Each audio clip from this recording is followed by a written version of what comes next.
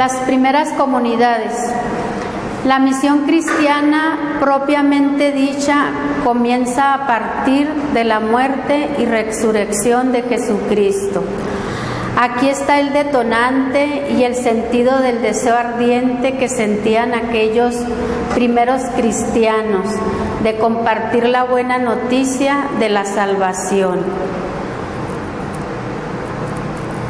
Para comprender mejor la misión cristiana es necesario tener suficientemente claros algunos elementos adicionales.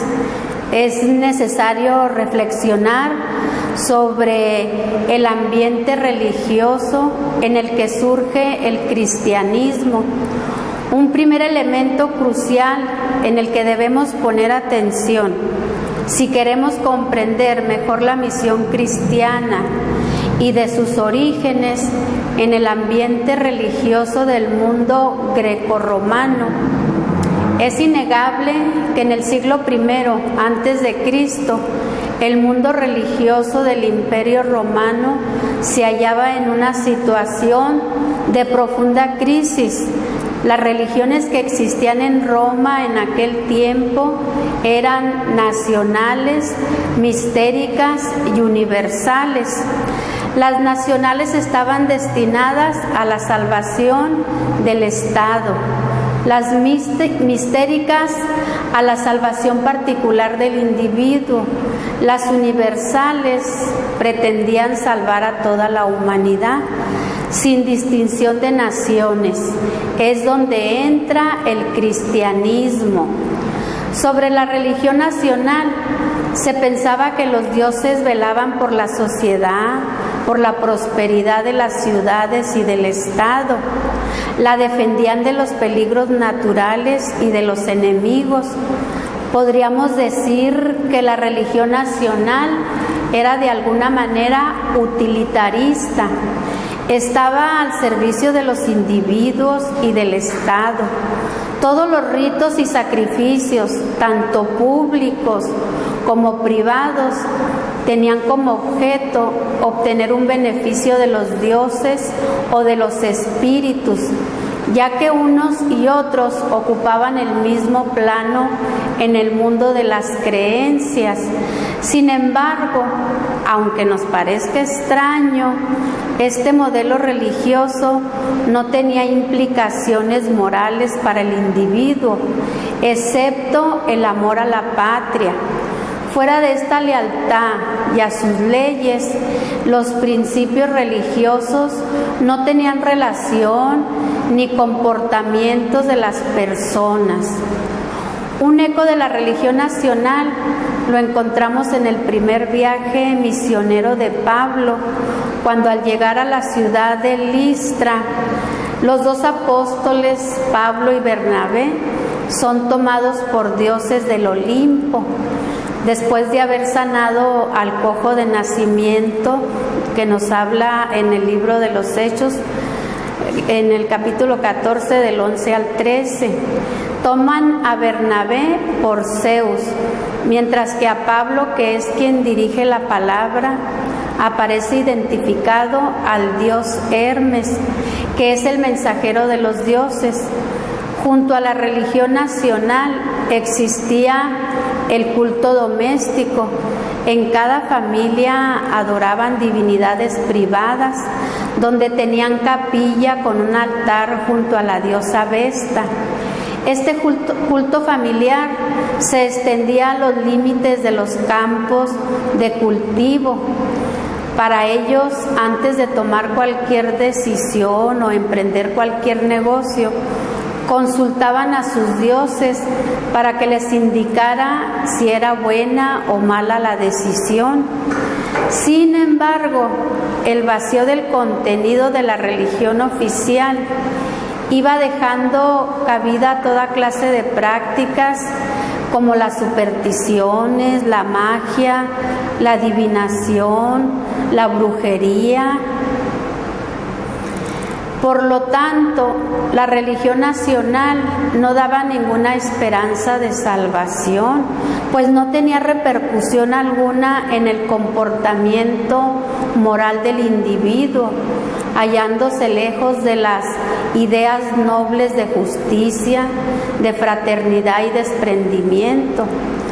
Además de la religión nacional, existían las religiones orientales, entre ellos los sirios, los egipcios de Osiris. La semejanza que había entre algunos de los ritos de estas religiones y las del cristianismo confundían a la gente.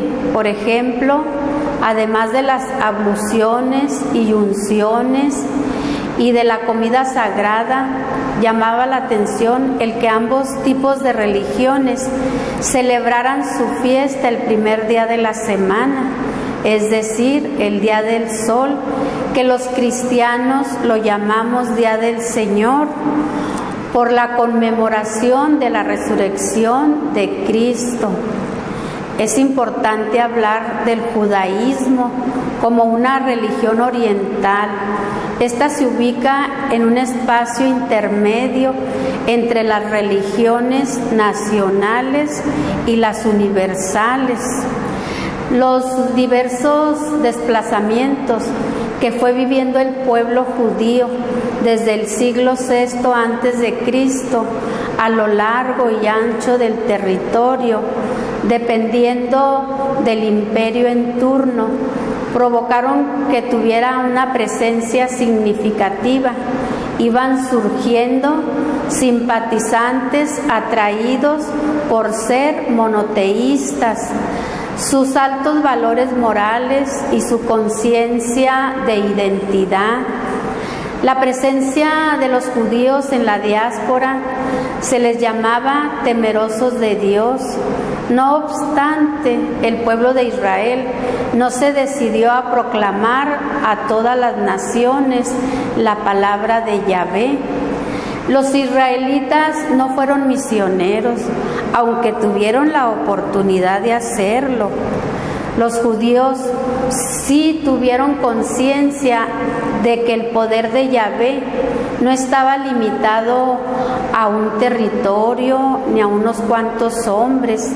Estaban convencidos de que Yahvé cuidaba de todos los hombres.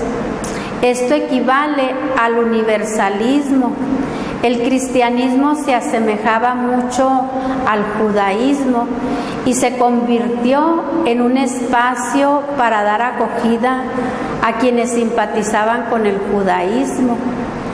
La presencia de los temerosos de Dios en la iglesia naciente es de mucha importancia.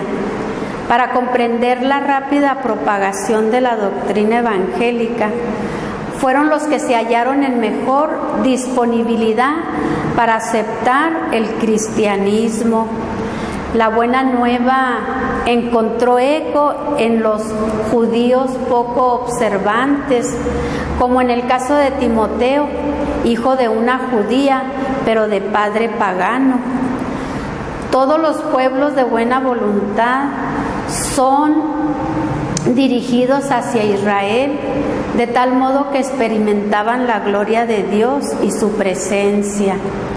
Para esta concepción fue muy oportuno y útil el hecho de que Israel se considerara una nación sacerdotal, una luz en las naciones, y de esta manera de pensar dejaba entrever un cierto universalismo, y mucha gente empezó a acudir a Israel, pueblo de Dios, y de esta manera se fueron convirtiendo al cristianismo.